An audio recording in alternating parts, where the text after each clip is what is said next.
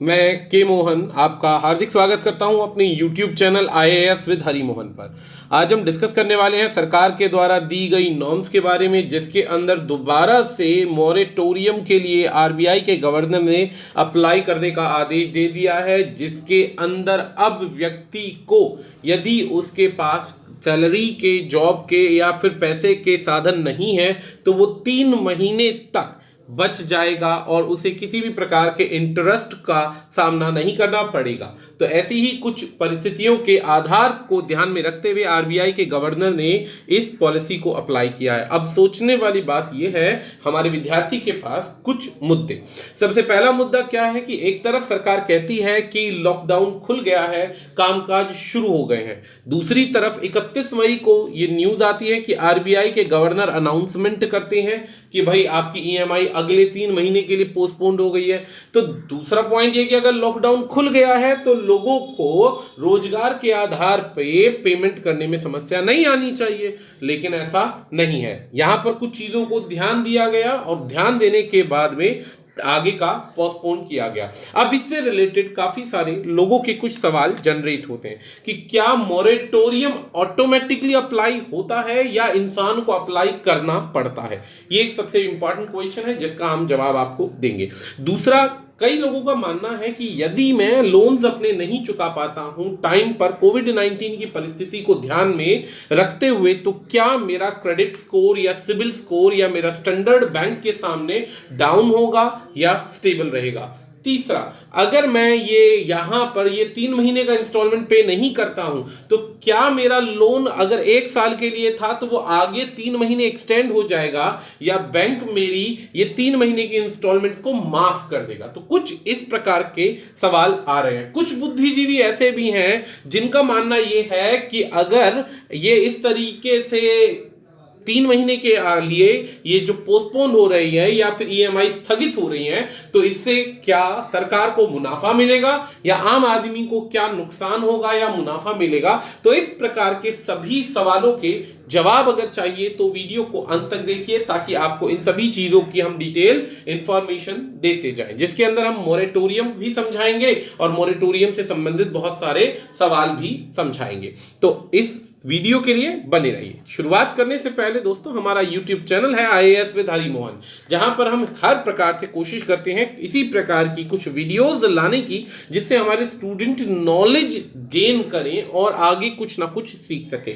यदि आप UPSC और स्टेट PCS एग्जाम की तैयारी कर रहे हैं तो आपके पास एक बेस्ट चैनल अवेलेबल है। घर बैठकर आप आराम से तैयारी कर सकते हैं और यदि इससे संबंधित कोई डाउट्स हैं तो आप गिवन नंबर्स पर कॉन्टेक्ट कर सकते हैं। यदि आप पूरा UPSC और PCS का सिलेबस चाहते हैं, तो पेनड्राइव सिलेबस या ऑनलाइन क्लासेस चाहते हैं, तो गिवन नंबर पर कांटेक्ट करके आप हमसे जानकारी प्राप्त कर सकते हैं। आपके लिए EMI ऑप्शन भी अवेलेबल हो जाएगा। इसके बाद यहां पर पॉइंट आता है यहां पर कि यदि आप Zoom ऐप पर डेमो लेना चाहते हैं तो ID पासवर्ड आपको यहां पर अवेलेबल हो जाएगा और आप यहां पर 6 दिन का डेमो क्लास ले सकते हैं। डेमो क्लास के बाद आप डिसाइड कर सकते हैं फर्दर रनिंग क्लास के अंदर कि आप आगे क्या चाहते हैं। ठीक है, शुरुआत करते हैं यहां पे मॉरेटोरियम से रिलेटेड। अभी हमारे बीच में काफी सारे सवाल उठकर आ रहे थे RBI के गवर्नर की ट्वीट हैंडल पर, या काफी सारे सवाल पूछे जा रहे थे, तो उन सवालों के जवाब हम आपको देना शुरू करेंगे।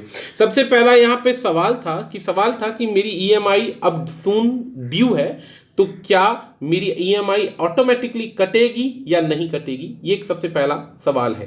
दूसरा सवाल आता है कि EMI कब तक सस्पेंडेड रहेगी, क्या EMI सस्पेंड करना बेनिफिशियल है या नुकसानदायक है। इसके बाद कहता है कि क्या प्रोसेस है बैंक लेवल पर, अगर मुझे कैसे इसको अप्लाई करना है।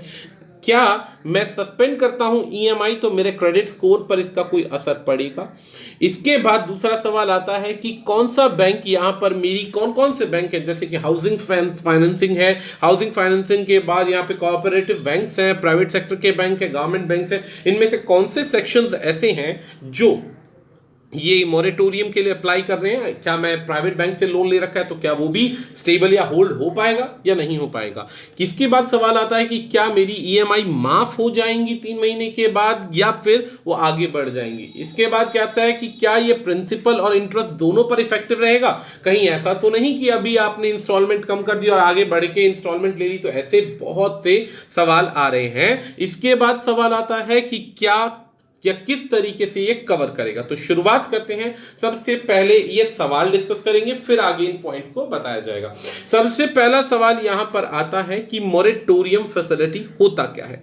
मोरेटोरियम फैसिलिटी का मतलब होता है, जैसे कि सपोज आपने बैंक से कोई लोन लिया, लोन लेने के बाद आपके लोन को आपने क्या किया, इंस्टॉलमेंट यानी ईएमआई पर कन्वर्ट करा लिया। ईएमआई को कन्वर्ट कराने के बाद आप जो है लगातार पे करते आ रहे हैं, लेकिन कुछ वजह से, कुछ समस्याएं आने की वजह से आप बैंक से रिक्वेस्ट करते हैं कि मुझे कुछ समय के लिए इन ईएमआई से इजाजत दिया जाए ताकि मैं फर्दर अपने आप को और अच्छा स्ट्रॉन्ग करके इन ईएमआई को पे कर दूं। तो बैंक के अकॉर्डिंग ऐसी फैसिलिटी को मोरेटोरियम कहा जाता है। इसे दूसरे नाम से ईएमआई हॉलीडे भी कहा जाता है। ईएमआई हॉलीडे का मतलब लगातार चलती आ रही ईएमआई आप पे कर रहे हैं अच्छे एक कस्टमर की तरह। तो आप बैंक से जब रिक्वेस्ट करते हैं तो बैंक आपको एक गिवन ड्यूरेशन के लिए आपको क्या करता है, ईएमआई से छुट्टी दे देता है कि भाई आप ईएमआई अभी मत दीजिए। याद रखिएगा, ईएमआई के अंदर आपको छुट्टी मिल जाती है, कोई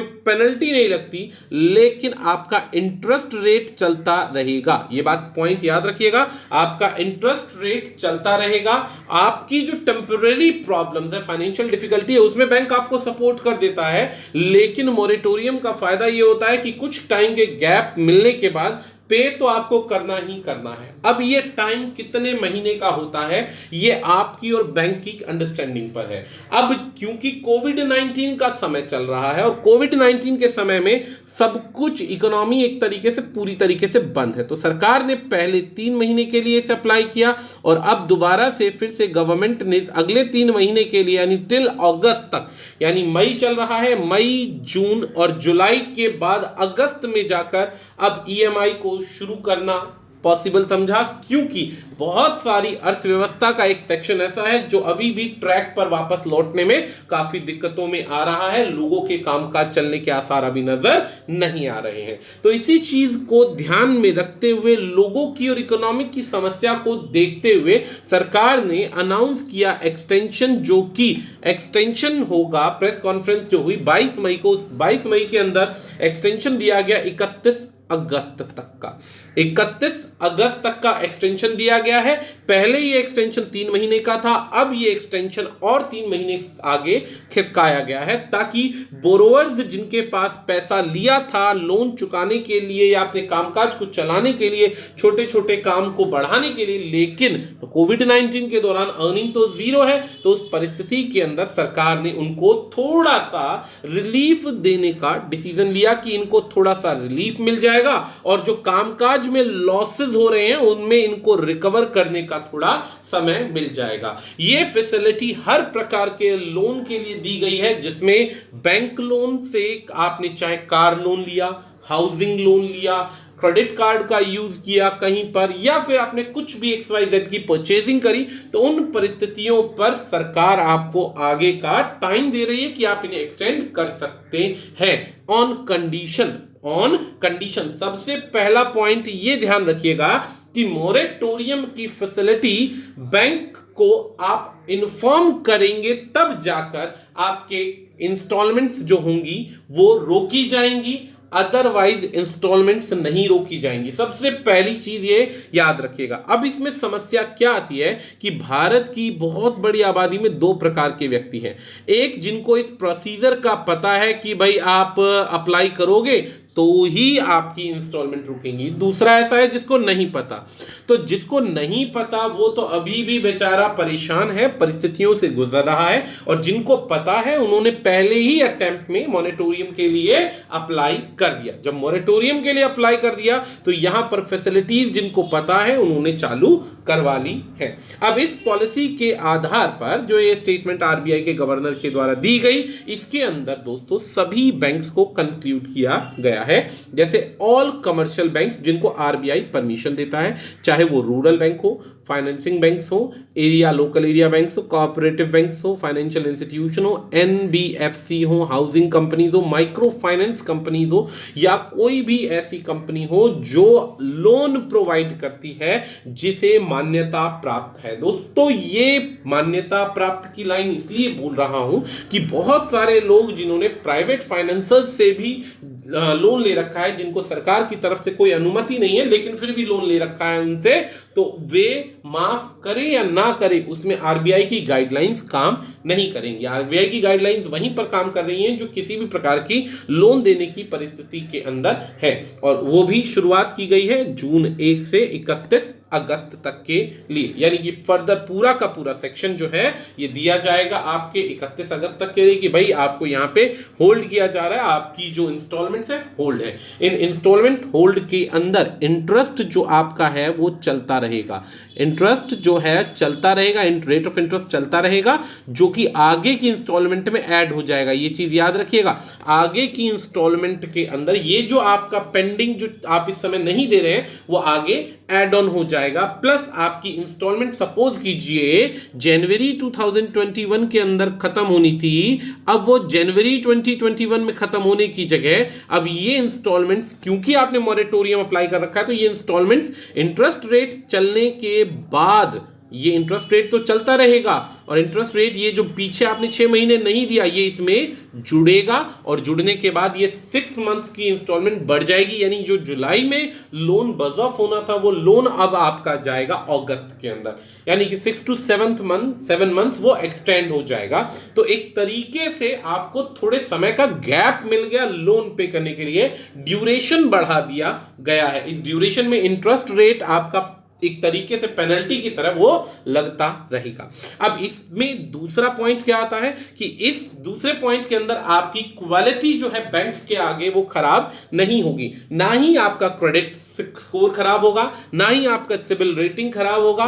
इस पॉलिसी के अंदर, मॉरेटोरियम की पॉलिसी के अंदर आपका कोई भी ऐसा एसेट नहीं है जो डाउनग्रेड होगा, आपकी वैल्यू बैंक के सामने वैसी ही रहेगी जैसी कि मार्च के अंदर थी। मार्च के अंदर जैसी वैल्यू थी फरवरी मार्च के अंदर लॉकडाउन से पहले, उससे आपको कोई फर्क नहीं पड़ेगा। इसके बाद में आपकी रेटिंग पर भी कोई फर्क नहीं पड़ेगा, आपकी रिपोर्ट्स पर यानी क्रेडिट इंफॉर्मेशन कंपनीज के आगे भी इसका कोई फॉर्म नहीं पड़ेगा। ना ही इस बीच में कोई भी एक चीज और भी है, मॉरेटोरियम या कोविड-19 के बीच में यदि आप लोन नहीं दे पा रहे और आपने अप्लाई भी नहीं कर रखा है तो कोई भी बैंक आपको प्रेशराइज नहीं कर सकता लोन लौटाने की। इस लोन को लौटाने के लिए प्रेशराइज नहीं कर सकता, क्योंकि आपको 90 दिन का सभी अकाउंट्स पर क्या मिल चुका है, मॉरेटोरियम मिल चुका है। तो चलिए अब आगे पॉइंट समझते हैं कि इसका इफेक्ट क्या है। सबसे पहली चीज क्या है कि जो नॉर्म्स है वो नॉर्मल है, वो अप्लाई होगी ही होगी सभी बैंक्स पर, ये मैं आपको बता चुका हूं। ये आपको किसी भी प्रकार से इंपैक्ट नहीं करेगा, इंटरेस्ट रेट कंटिन्यू रहेगा। इंटरेस्ट रेट के बाद कुछ जो आउटस्टैंडिंग है वो आगे प्रोसीजर में चला जाएगा। इसके अंदर कुछ चीजें ध्यान देने लायक है कि प्रिंसिपल और इंटरेस्ट चलता रहेगा, बुलेट पेमेंट हो जाएंगी, यानी अभी आप जो पेमेंट रोक रहे हैं वो आगे तेजी से देना पड़ेगा। मंथली इंस्टॉलमेंट अगर आपकी उसमें काम कर रही है तो ठीक है, नहीं तो मंथली इंस्टॉलमेंट आगे एक्सटेंड हो जाएंगी। क्रेडिट कार्ड के ड्यूज पे करने पड़ेंगे थोड़े टाइम बाद। ये किसी भी तरीके का इंस्टॉलमेंट का वेव ऑफ नहीं है दोस्तों, ये चीज याद रखिए। बहुत सारे लोग अक्सर एक सवाल पूछते हैं कि इस बीच में सरकार ने क्या हमारी इंस्टॉलमेंट माफ कर दी। सरकार कभी भी किसी की ईएमआई माफ नहीं कर सकती, बैंकिंग व्यवस्था खत्म हो जाएगी, डूब जाएगी। उसको एक्सटेंड किया गया है, माफ नहीं किया गया है। ये कुछ लोग जो हैं ये इधर उधर जो सोशल मीडिया पर गाइडलाइंस की गलतफहमी निकालते हैं वो गलत है। इससे कैश फ्लो डिस्टर्ब हुआ है कंट्री के अंदर। कैश फ्लो डिस्टर्ब होने की वजह से सरकार ने डिले कर दी है, पेमेंट खत्म नहीं करी है, ये चीज याद रखिएगा। क्योंकि एट प्रेजेंटली जो प्रॉब्लम है वो प्रॉब्लम है लिक्विडिटी की। देश में लोगों के पास लिक्विड मनी नहीं है, कैश फ्लो नहीं है, ये चीज याद रखिएगा।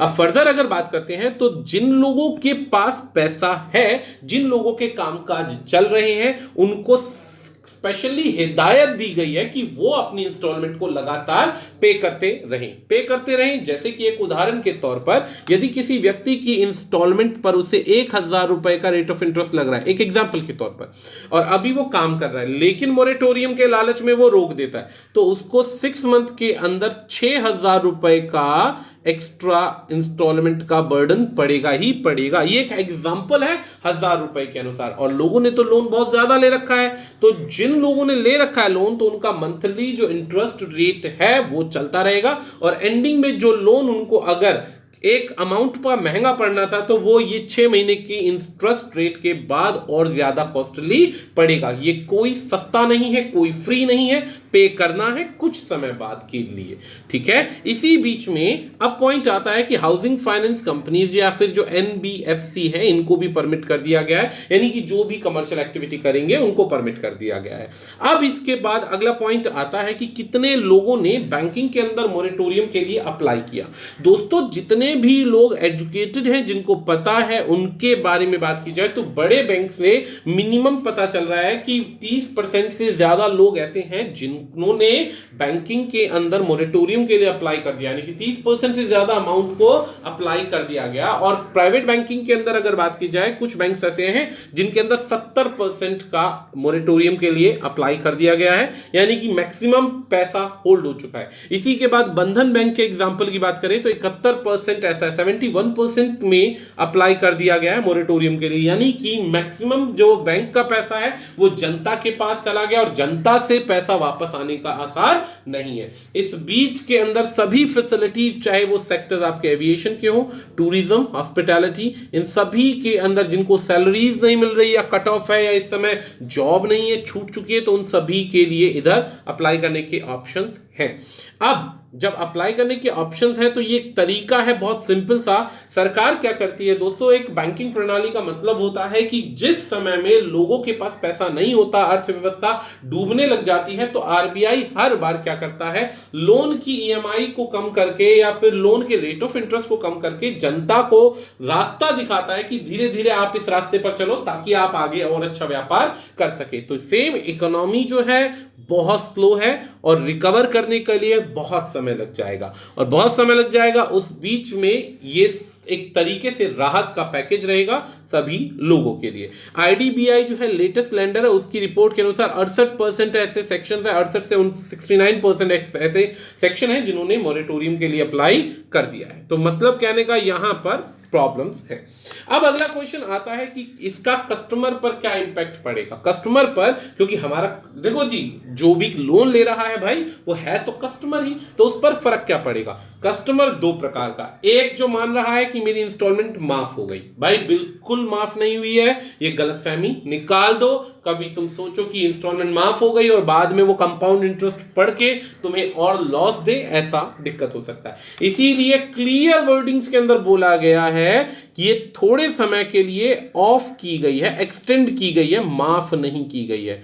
यहां पर जिसके पास ऑलरेडी जॉब है वो पे करे, क्यों, ताकि बीच के जो 6 महीने का इंस्टॉलमेंट है उस पर एक्स्ट्रा ना पड़े, एक्स्ट्रा बर्डन ना पड़े उन लोगों के लिए। अदरवाइज बाकी सब के लिए जिनके पास पैसा नहीं है, उनके पास मजबूरी है, उनको जब कैश फ्लो के इश्यूज है तो उनको ये बेनिफिट दे सकता है, और बेनिफिट जो होगा वो सिर्फ एक रिलीफ होगा कि अभी पे नहीं करना, 6 महीने बाद या 3 महीने बाद पे करना है। तो ये उन लोगों के लिए अच्छा है जो देना चाहते हैं और अभी पैसा नहीं है, और उन लोगों के लिए बुरा है जिनके पास पैसा है लेकिन देना नहीं चाहते। तो ये मोरेटोरियम उनके लिए एक तरीके से एक्स्ट्रा बर्डन की तरह पड़ेगा। लेकिन अगर बात की जाए बैंकिंग के लिए, तो बैंकिंग के लिए मोरेटोरियम का मतलब है टोटल एक तरीके से इकोनॉमी का साइकिल का बिल्कुल रुक जाना, एक तरीके से पूरी तरीके से इकोनॉमी के अंदर रुक जाना, और हमारी इकोनॉमिक जब फिस्कल डेफिसिट का सेक्शन है वो डाउन होते चले जाना, एनपीए की वैल्यूज होती है वो कम होते चले जाना। अब एनपीए की वैल्यू खत्म हो जाएगी तो जाहिर सी बात है नॉन परफॉर्मिंग एसेट्स जो है भारत के अंदर वो ज्यादातर लोन के अंदर चले जाएंगे। तो अब भारत सरकार के पास जो बैंक्स है, बैंकों के पास इतने रास्ते नहीं बचेंगे आगे अपने आप को सर्कुलेट करने के लिए। तो जो रिलैक्सेशन के लिए इन्होंने रोक तो दिया मोरेटोरियम, लेकिन इससे बैंकिंग को बहुत बड़ा चैलेंज मिल गया है अपनी क्वालिटी को प्रूव करने के लिए और आगे उसको चलाने के लिए। तो इस तरीके से बैंकिंग जो है वो एक तरीके से खुद भी रिस्क के फैक्टर पर खड़ा हुआ है कि कब आएगा पैसा और कब वो अपने आप को चला पाएंगे। इस बीच में काम कोई रुकेगा नहीं और बैंकिंग फैसिलिटीज को काफी लॉस की तरफ ध्यान देना पड़ेगा। तो इसी नोट पर ये वीडियो यहां पर अंत होता है जिसके अंदर हमने सारे पॉइंट्स को क्लियर किया। इसमें अब वो क्वेश्चन भी देख लेते हैं जो दोस्तों हमारे सामने शुरुआत के अंदर आए थे। मैं इसको थोड़ा जूम कर देता हूं ताकि आपको कोई समस्या ना आए। तो चलिए, सबसे पहला क्वेश्चन आता था कि मैं ईएमआई सून पेएबल है, मेरी ईएमआई जल्द है, क्या अकाउंट इसे लेगा? तो यहां पर लिखा हुआ है कि RBI has only allowed bank to allow moratorium, individual bank will have to allow suspension of EMI. This means that unless you have specific approval from your bank. Approval का मतलब जब आप अप्रूव करवाएंगे तो ही आपकी ईएमआई बज of होगी कुछ समय के लिए, अदरवाइज नहीं होगी।